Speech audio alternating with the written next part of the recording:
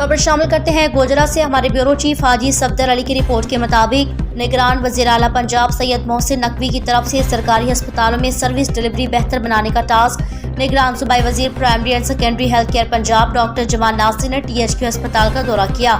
MS doctor Masood Ahmed Virk ने अस्पताल के इंतजामी अमूर बारे ब्रीफिंग दी। सूबाई वजीर ने medical emergency, x ray, laboratory, ultrasound, medical emergency और चिल्ड्रन वार्ड में सहूलियात का जायजा लिया। अस्पताल में अद्वियात की फराहमी और सफाई की सूरत हाल भी चेक की। सूबाई वजीर ने मरीजों से दस्तियाब सहूलियात पर दरियाफ्त किया। मरीजों ने इलाज की सहूलियात पर इत्मीनान का इजहार किया। निगरान सूबाई वजीर ने नर्सरी की बेहतरीन इंतजामात पर MS और डॉक्टरों को शाबाश दी। डॉक्टर से गुफ्तगू करते हुए सूबाई वजीर डॉक्टर जमाल नासिर का कहना था, मरीजों से खुश अखलाकी से पेश आए ऐन इबादत है। मेयारी तिब्बी इलाज की फराहमी शहरियों का बुनियादी हक है।